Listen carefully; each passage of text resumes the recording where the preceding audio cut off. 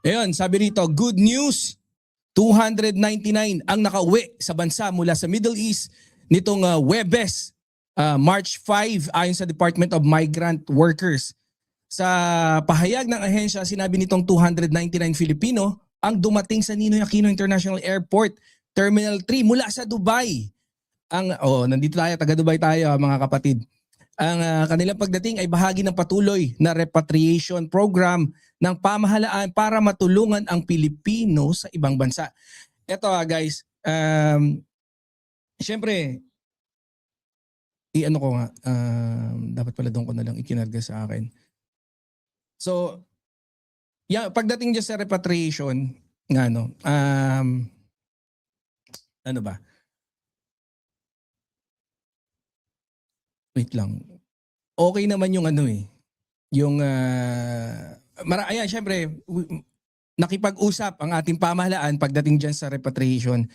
Nagkakaroon kasi ng kaguluhan, then kasi marami mga Filipinos ang nakakaalam din kung ano yung balita naman dito. Ang sabi naman dito is shouldered kasi ng pamahalaan ng UAE. So what I'll do, assignment ko na lang sa inyo, I'll get on top of this, no, para mas maibalita namin sa inyo kung ano yung tamang balita, no. Hindi ko naman gustong kastiguhin yung government natin, pero according to din kasi dun sa news, repatriation. So, 'di ba nagkakaroon ng ayoko na mag-comment diyan, no, ng baka mas ikasama pa. So, for me to be able to provide you with proper information, what I'll do is that I'll try to do some research on my side and then kakausapin ko rin. I'll try to talk to kung sino man pwede nating kausapin na mas nakakaalam diyan sa department ng migrant workers, no, kung ano ba talaga kasi dito rin meron ding news kasi dito na usually alam niyo naman medyo galante talaga yung government ng UAE, no, pagdating diyan sa pagbibigay ng I mean yung dahil very concerned sila dun sa kanilang mga citizens dito, no, hindi lang yon, pati yung mga expat libre yung pa-hotel, libre yung visa, libre yung I think there's a certain amount pagdating sa pagkain na libre din. Nilibre na lahat yon. Lahat ng mga na-stranded dito. And I think you will know a lot or you will get a lot of information pagdating dyan kung mapapanood yung interview ni... hindi ko napanood yung interview ni Maxine pero I saw her, no, na nagpa-interview kanina. And yun nga. Pero syempre, congratulations doon sa mga gustong umuwi at na nakauwi na sa unang batch, no, ng mga pinauwi ng mga kababayan natin. So, yun nga bukas, I'll promise you guys na ipapaalam ko sa inyo kung ano ba yung mas accurate na information kung tayo ba gumastos yung government natin o government ng Dubai. Para patas, no, para hindi tayo maano ng fake news, no. Pero mahalaga diyan, yung mga gustong umuwi napauwi na natin, nakauwi na. So, I think that's the most important thing. So, magpasalamat na lang tayo, no, dun at kung hindi man sa gobyerno natin, baka naman sa taas pwede tayo magpasalamat, di ba? At nakauwi na yung mga kababayan natin na feel nila kailangan na nilang umuwi o nanganganib yung buhay nila. So, anyways, guys, punta na tayo dun sa ating susunod na meron ba kayong diyan? Meron ba kayong tanong pagdating dyan sa topic na yan? Yun lang. Gusto ko lang din i-elaborate na asa na ba? Ito, ayan ha. So, I do believe this is good news, no, kasi nakauwi na, no, yung mga gustong umuwi. Dito okay naman na kami and I believe bukas din sasabihin ko yung accurate din na balita. Pero ano na kami, nakipag-usap na yung pamahalaan namin and I think I've seen yung post ng Iran na government and we just have to make sure Yes, Ma'am Ryan and Kose, live po to. We just have to make sure kung it has been posted by an actual Iran government. So bukas, yan yung promise ko sa inyo. I'll try to make it up, no? I'll do some deeper research pagdating dito sa topic na to kasi medyo dito very safe kami, no? Safe naman, medyo stressful lang, no? Yun lang ang problema. Hindi rin ako makapag-live ng properly because yung studio natin nasa harap ng bintana. No, eto yan sa bintana. So I'm only a meter away from the window. So every time na mag-a-alarm, na nagsasend ng alarm yung pamahalaan ng UAE, you have to avoid no yung mga especially yung mga bintana, yung mga pwedeng masaktan ka pag kung sakali mang magkaroon ng atake.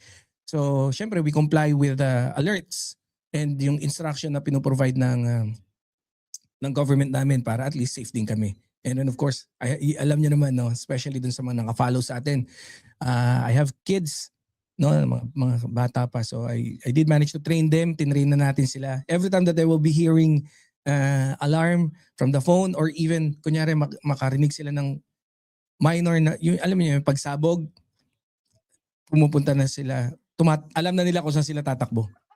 Ha? O yan. So pagka may mga live pagdating sa political news, alam nyo na rin kung siya kayo tatakbo. Si Alonto Adjong called on government security agency to ensure the safety of Ramil Madriaga, whose affidavit is cited in the impeachment complaints against Sara Duterte. Adjong stressed that Madriaga's testimony could become crucial once the committee begins calling witnesses to support the allegation in the complaints. He said it is important that Madriaga remains safe and available when his presence is needed in the proceedings. At the same time, Adjong noted that Duterte still has access to all legal remedies as she prepares her defense in the ongoing impeachment. Ayun. Ito, isa rin to kasi sa si Congressman Adjong, no, maganda dahil nasa hindi man magandang sabihin na nasa side natin siya pero parang ganun talaga no. Pagdating dito sa impeachment, no, we need all the support na kaya natin, no. And yun nga, merong interview ngayon itong si Sara, no, na ginagawa niya ng regular yung kabobohan niya. Pasensya na, matamlay tayo no? Kasi, hindi. So, ayun nga, ginagawa niya yung, nagla-live siya ngayon, I mean, nagkakandak sila ng live interviews all the time, pero every time nabubuka yung bibig niya, puro kasi kabobohan. So, we have expected from her already na itatanggi niya pagdating yung relationship with Madriaga, pero marami nang nakapagpatunay and I think the likes of Pebbles, no, na nakapag-provide ng mga pictures na kung saan magkasama sila even during the campaign, no, na talagang lumalabas, which is ang claim nga mismo ni Madriaga is ano tawag dito, si Madriaga ay bagman, no? And nakikita natin doon sa picture na kung kailan ay kampanyahan, madalas na makikita na magkasama sila. And I think from the different vlogs and topics ng ating mga kaibigan, mga vloggers, makikita nyo naman doon, no, yung participation nitong mga, ano tawag dito?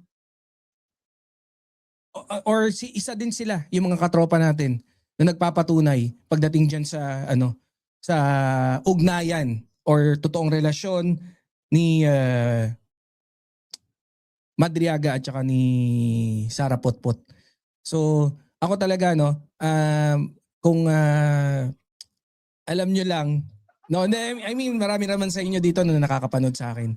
So we have conducted Sara impeachment rally, no? Nakipagkaisa tayo with the Yellows together with Bunyog, si Attorney Enzo, 'di ba? And then we have partnered with the Yellows. Meron kami mga GC na kung saan we are talking every time na that they wanted to, na kailangan magkaisa para sa isang adhikaing no, pagdating para sa ating pamahalaan, no, or pagdating para sa ating bansa, nagkakaisa kami, no? And yun nga, we have conducted Sara Resign rally, 'di ba? Nung I think was 2 years ago, na kung saan napilitan si Sara na mag-resign bilang DepEd Secretary. Not because trip-trip lang natin, 'di ba? Kundi marami talagang patunay na kung saan etong si Sara talagang medyo may kahinaan ang utak. Ay, hindi pala.